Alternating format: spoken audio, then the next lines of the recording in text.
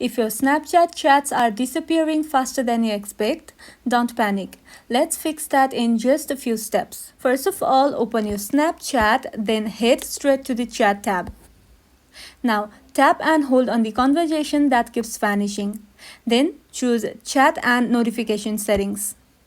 Here, you will see an option called Delete Chats. Tap on it.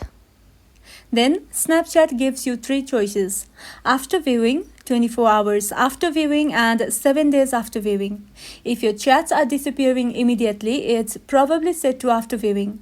Switch that to 24 hours or 7 days after viewing so your messages stick around a bit longer. But if the other person has after viewing set on their end, it might still affect your chat because Snapchat chat settings are often user specific. So, yeah, you might need to kindly ask them to change it too. And that's all. If this video was helpful, don't forget to like and subscribe for more of these videos, and thank you for watching.